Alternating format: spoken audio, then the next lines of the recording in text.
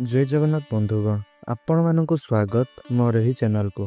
बंधुगण आपण माने केतेबेले आपणक जीवन रे सफल हेबे ताहा आपणकर जीवन रे करुथुबा कठिन परिश्रम एवं ग्रह मानकर स्थिति उपरे अधिकांश समय रे निर्भर करे। आमर ज्योतिष शास्त्र रे एहिपरि अनेक गुड़िए पदक्षेप सब उल्लेख मध्य करा जाई अछि, जहाकू आमे प्रयोग करिबा द्वारा आमर जीवन रे ग्रह माननकु शांत एवं शक्तिशाली करि परिबा। आमर एही भली किछि एक प्रथा बासी रुटी सहित जड़ित।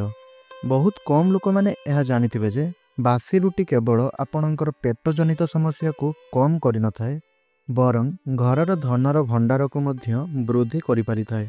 तबे बंधुगण आसंतु जानिबा सेही बासी रुटी सहित जड़ित 7टी पदक्षेप संपर्क रे।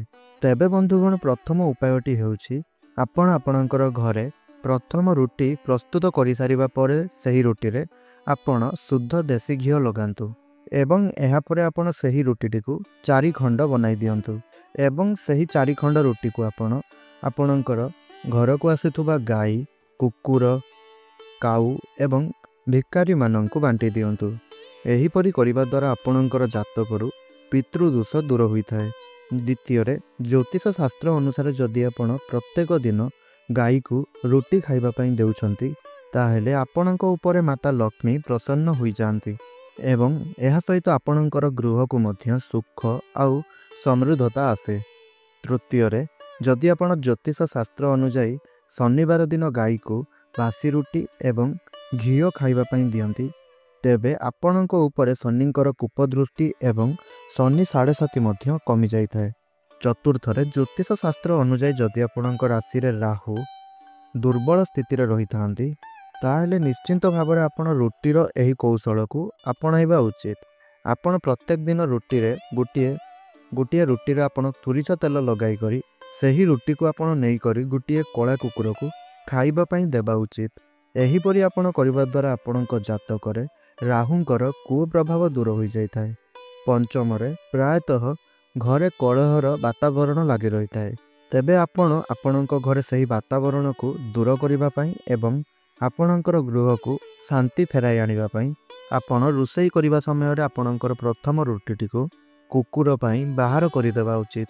षष्ठ रे रुटी रे आपण चीनी पकाई करी पिंपुड़ी माननकु खाइबा पई देबा द्वारा घरु आर्थिक समस्या आर्थिक संकट गुड़िक दूर होई जाइथाए। सप्तम रे आपण माने माछंकु रुटी गुंड खाइबा पई देबा द्वारा आपणक गृहर उन्नति होइथाए एवं समृद्धि होइथाए। एहा सहित आपणकर घर को सुख आउ समृद्धि मध्य आसीथाए। प्रत्येक दिन आपण रुटी प्रस्तुत करिबा समय रे आपणक घरर प्रस्तुत करा जाइथिबा प्रथम रुटीटी को आपण गाई पई बाहर करि देबा उचित। तापरे आपण प्रत्येक दिन एही परि रुटी को आपण गाई को नै प्रत्येक दिन नियमित भाव रे खुआइबा उचित। आपण एही परि करिबा द्वारा आपणकु माता लक्ष्मींकर आशीर्वाद प्राप्त होइथाए एवं आपणक गृह रे सुख एवं समृद्धता आसे।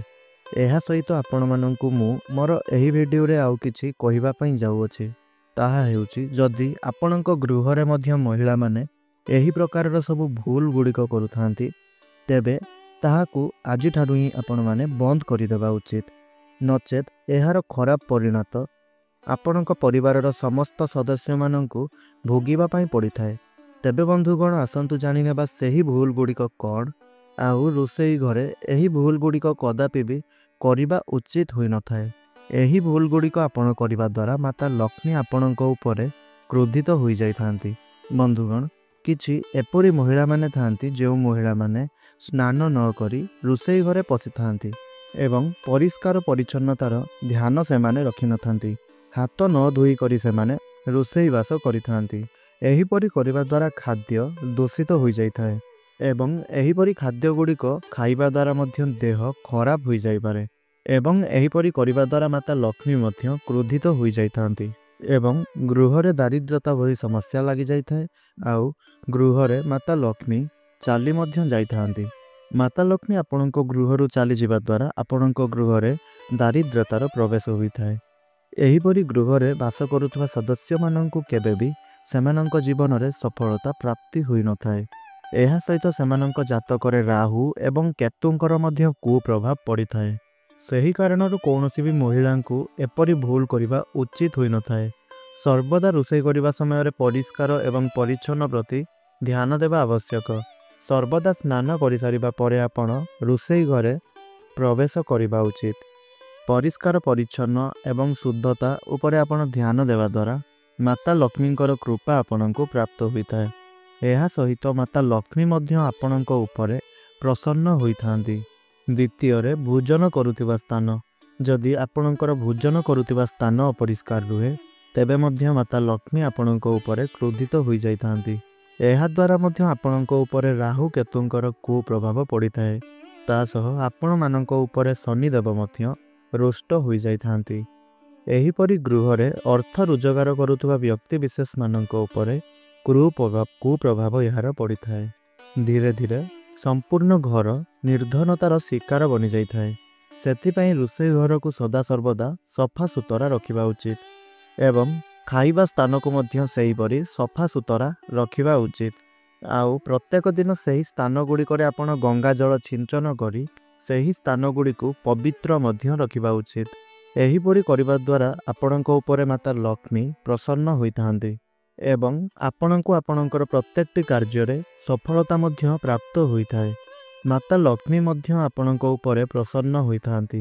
ବନ୍ଧୁଗଣ, ଦ୍ୱିତୀୟରେ ହେଉଛି ଆପଣମାନେ ଆପଣଙ୍କ ଗୃହରେ କୌଣସି ପ୍ରକାରର ଅତି ଧାରୁଆ ଜିନିଷ ରଖନ୍ତୁ ନାହିଁ। ଅତି ଧାରୁଆ ଜିନିଷ ଆପଣ ଆପଣଙ୍କର ଗୃହରେ ରଖିବା ଦ୍ୱାରା ଏହା ଆପଣଙ୍କର ଚିନ୍ତାର କାରଣ ବନିଥାଏ। ଆପଣଙ୍କ ଗୃହରେ ବାଦ ବିବାଦ ବଢ଼ିଥାଏ। ଏହା ସହିତ ରୋଷେଇ ଘରେ ମଧ୍ୟ ଗୋଟିଏ କିମ୍ବା ଦୁଇଟିରୁ ଅଧିକ ଛୁରୀ ରଖିବା ଉଚିତ ହୋଇନଥାଏ। ଏବଂ ଯଦି ଆପଣଙ୍କର ଗୃହରେ କୌଣସି ଛୁରୀ ରହିଛି ଏବଂ ତାକୁ ଆପଣ ବ୍ୟବହାର କରୁନାହାନ୍ତି ତେବେ ଏହିଭଳି ସବୁ ଅଦରକାରୀ ବସ୍ତୁ, ଧାରୁଆ ବସ୍ତୁ ଗୁଡ଼ିକ ଆପଣ ତୁରନ୍ତ ଆପଣଙ୍କ ଗୃହରୁ ବାହାର କରି ଫୋପାଡ଼ି ଦେବା ଉଚିତ। କାରଣ ଏହିପରି ଜିନିଷ ଗୁଡ଼ିକ ଆପଣ ଆପଣଙ୍କ ଗୃହରେ ରଖିବା ଦ୍ୱାରା ଆପଣଙ୍କ ଗୃହରେ ନକାରାତ୍ମକ ଊର୍ଜା ପ୍ରବେଶ କରିଥାଏ। ଏହା ଫଳରେ ଆପଣଙ୍କ ଗୃହରେ ଅତ୍ୟଧିକ ଖରାପ ପ୍ରଭାବ ମଧ୍ୟ ପଡ଼ିଥାଏ।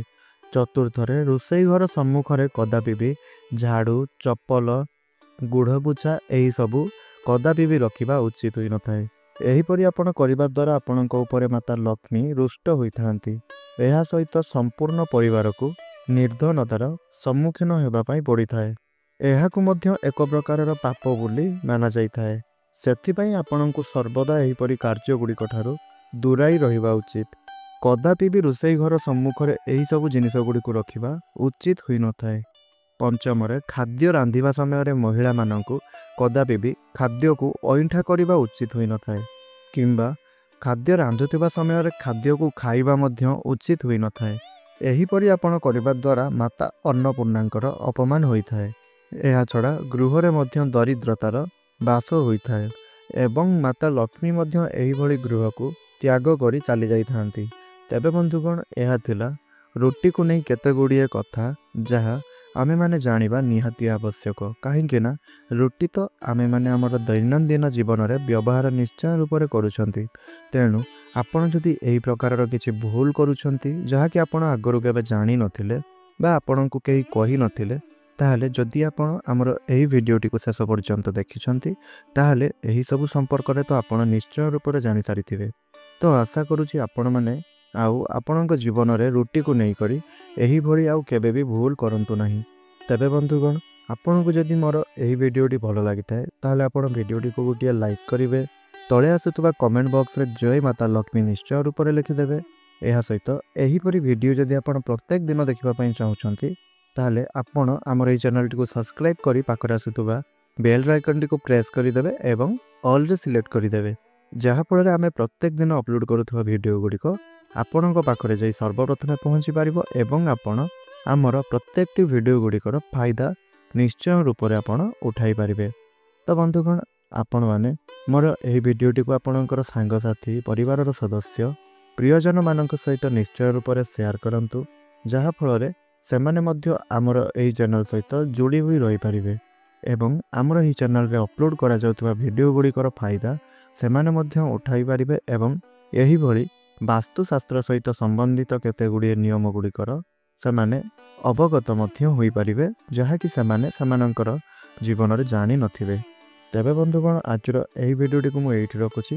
ଆପଣଙ୍କର ଦିନଟି ଶୁଭମୟ ହେଉ, ଏହା ହିଁ ମୋର ପ୍ରଭୁ ଶ୍ରୀ ଜଗନ୍ନାଥଙ୍କ ନିକଟରେ ପ୍ରାର୍ଥନା। ତ ବନ୍ଧୁଗଣ, ଆଜିର ଭିଡ଼ିଓଟିକୁ ଏଇଠି ରଖୁଛି। ପୁଣି କଥା ହେବା ଆଉ ଏକ ନୂତନ ଭିଡ଼ିଓ ମାଧ୍ୟମରେ। ରହୁଛି। ଧନ୍ୟବାଦ। ଜୟ ଜଗନ୍ନାଥ।